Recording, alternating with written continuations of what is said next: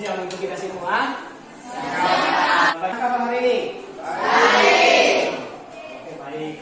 Nah, untuk itu untuk memulai kegiatan kita pada hari ini, jadi dahulu kita berdoa.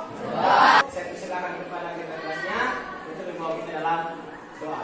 Silakan. Teman-teman, sebelum kita mulai belajar kita, mari kita berdoa. Terima kasih Tuhan atas keberkatan-Mu dari awal belajarkan yang pertama hingga pada saat ini dalam nama Tuhan Yesus. Haleluya. Amin. Oke, baik, terima kasih. Nah, sekarang saya akan mengecek kehadirannya. Siapa yang tidak hadir hari ini?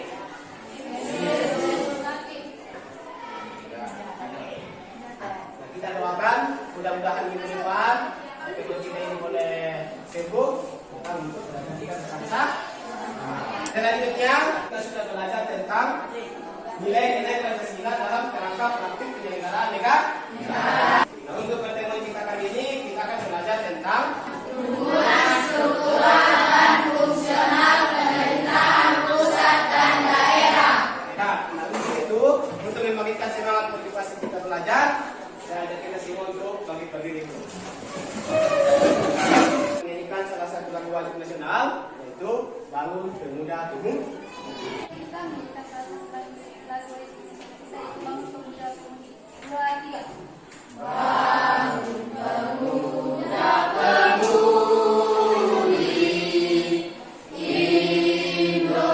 Indonesia. Masa yang akan datang, kewajibanmu menjadi tanggunganmu terhadap nusa.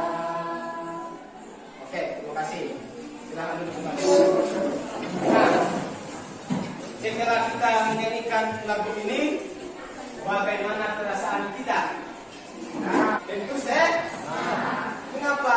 Karena di dalam lagu ini ada beberapa makna yang kita bisa ambil dari situ. Salah satunya adalah tangan bajumu sisihkan mereka. Maknanya adalah kita sebagai pemuda-pemudi Indonesia adalah penerus dari bangsa ini. Nah, untuk itu makanya kita ditekankan harus belajar dengan diri. Untuk pertemuan kali ini kita akan membahas tentang hubungan struktural dan fungsional pemerintahan pusat dan daerah. Tetapi sebelum saya masuk dalam materi, saya ingin menyampaikan dulu apa manfaat yang akan kita ambil setelah kita belajar tentang hubungan struktural dan fungsional pemerintahan pusat dan daerah. Setelah kita belajar, kita dapat mengetahui ternyata hubungannya itu adalah seperti ini. Fungsionalnya itu seperti ini. Nah, mudah-mudahan apa yang kita dapatkan setelah pembelajaran nanti itu bisa kita terapkan dalam kehidupan yang ini. Kita lanjut mengenai IPK-nya, menelaah tentang hubungan struktural dan fungsional pemerintahan pusat dan daerah. Kemudian dari kompetensi dasarnya, merumuskan hubungan pemerintahan pusat dan daerah menurut Undang-Undang Dasar Negara Republik Indonesia. Tujuan pembelajaran yang pertama,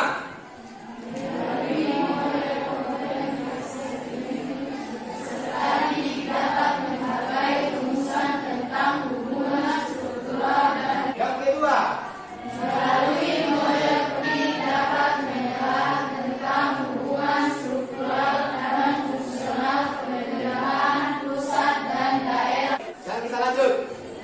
Apa itu hubungan struktural? Undang-Undang Nomor 32 Tahun 2004. Secara struktural, Presiden merupakan pemegang kekuasaan tertinggi. Kemudian kepala daerah, provinsi atau kabupaten kota merupakan penyelenggara pemerintahan di wilayah daerah masing-masing sesuai dengan prinsip otonomi. Jadi pemegang kekuasaan tertinggi itu ada di tangan presiden. Sekarang yang kita mau cari tahu adalah fungsi. Kita baca sama-sama. Hubungan fungsional menyangkut Atas pembagian tugas dan kewenangan yang harus dijalankan oleh pemerintahan pusat dan daerah dalam rangka penyelenggaraan pemerintahan yang baik. berbicara tentang fungsionalnya itu berbicara dengan pembagian tugas. Apa tugasnya pemerintah pusat? Apa tugasnya pemerintah daerah? Bagaimana hubungannya? Kemudian kita lanjut. Penyelenggaraan pemerintahan Indonesia ada 3, yaitu apa itu sentralisasi? Oke, silakan.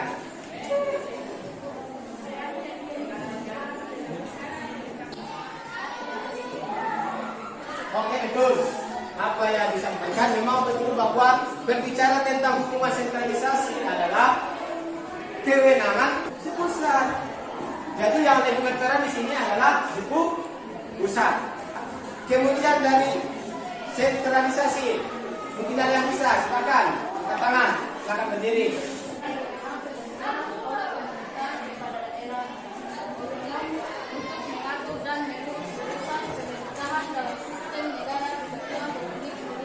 Oke, bagus. Itu yang disampaikan oleh temannya bahwa yang dimaksud dengan desentralisasi itu ialah pemberian wewenang, hak dan kewajiban kepada daerah untuk mengurus rumah tangganya sendiri. Bisa pahami? Bisa? Sampai di sini ada yang mau ditanyakan? Sudah paham? Oke, bagus. Sekarang kita lanjut. Ada 3 hubungan pemerintahan pusat dan daerah dalam berbagai bidang. Yang pertama, bidang keuangan. Kemudian yang kedua, bidang kelembagaan. Kemudian yang ketiga, bidang pengawasan. Kita bahas yang dari bidang keuangan dulu. Nah, dalam pelaksanaan otonomi daerah, pemerintah daerah harus mempunyai sumber keuangan yang memadai untuk membiayai otonomi daerah. Kemudian dari bidang kelembagaan, yang pertama, adanya urusan pemerintahan yang menjadi kewenangan daerah adalah untuk mensejahterakan masyarakat. Apa itu urusan wajib? Tujuan utama dilindungi di daerah adalah untuk mensejahterakan masyarakat. Kita lanjut yang terakhir, bidang pengawasan. Yang pertama, pengawasan terhadap rancangan peraturan daerah. Apakah peraturan yang dibuat oleh daerah itu sudah sesuai dengan tidak? Apakah peraturan yang dibuat oleh daerah itu tidak bertentangan dengan peraturan yang lebih tinggi? Semua sudah paham? Jadi syukur kita semua sudah paham. Sekarang kita lanjut ke pembagian kelompok. Di dalam kelompoknya nanti akan ada LKPD yang akan saya bagikan.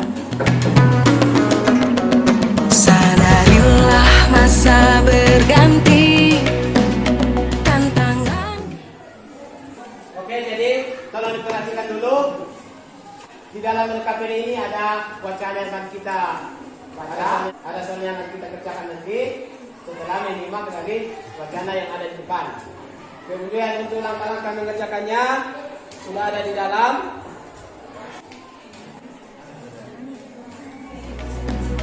Kita belajar Pancasila, kita bernafas dalam sila-silanya.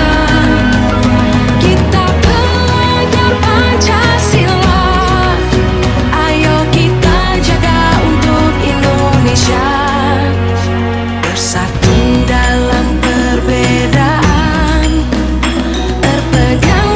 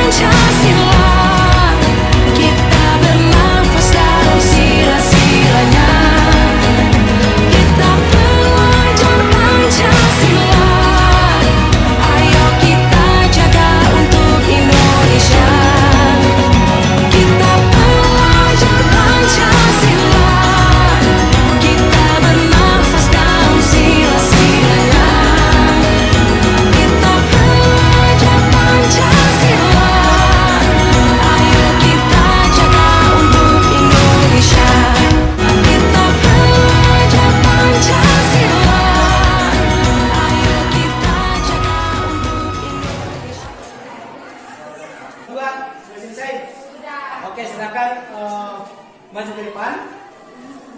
Presentasikan hasil diskusinya. Dan berdiri-berdiri saja supaya semangat.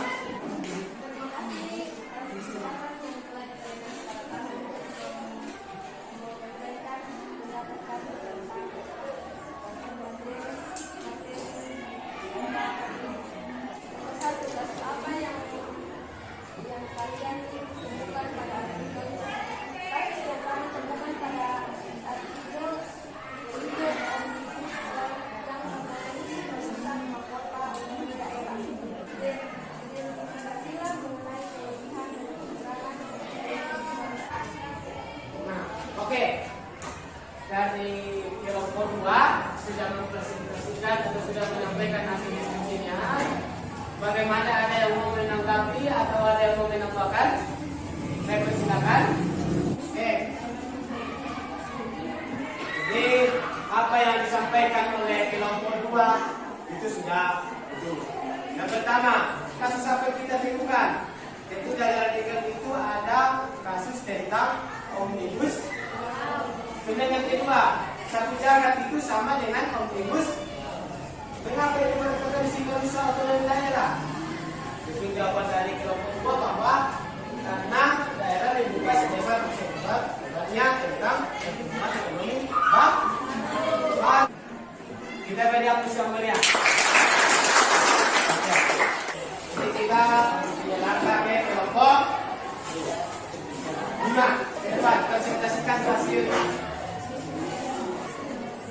Terima kasih atas waktu yang diberikan kepada kami untuk mempresentasikan hasil diskusi kami. Perkenalkan, nama saya Rashadi sebagai moderator dan ketua yang bernama Jepon Fadil. Kami akan mempresentasikan hasil diskusi kami. Pertama, atas temukan kelegasian, wewenang dan kepentingan manajemen pemerintah pusat. Bagaimana menurut pendapat kalian penerapan ekonomi di Indonesia? Menurut pendapat kami, penerapan ekonomi di Indonesia sudah bagus karena kehidupan masyarakat sudah mulai hidup aman dan damai. Kelompok 5 sudah menyampaikan hasil diskusinya. Bagaimana dari tanggapan kelompok lain? Apa yang didapatkan oleh kelompok 5 ini sangat luar. Untuk itu kita beri aplaus yang meriah. Harapan saya selanjutnya, semoga kerjasama ini bisa berjalan dengan baik. Itulah hasil diskusi kami dari kelompok 4. Bila ada kekurangan, mohon dimaafkan. Sekian dan terima kasih.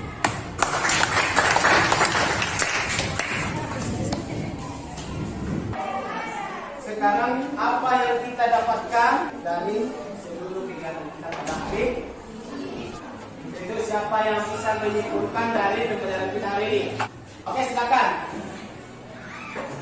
Kesimpulan dari yang pada hari ini yaitu pemerintahan daerah dalam penyelenggaraan urusan pemerintahan memiliki hubungan dengan pemerintah pusat dan dengan pemerintah daerah lainnya. Bukan yang penyelenggaraan urusan tugas dan wewenang pemerintahan diserahkan seluas-luasnya kepada pemerintah daerah.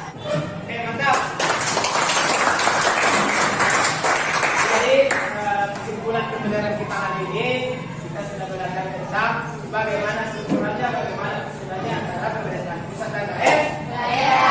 Cuman di dalamnya terjadi yang namanya otonomi daerah. Otonomi daerah adalah hak, kewajiban, dan kewenangan yang diberikan kepada daerah untuk mengurus rumah tangganya sendiri.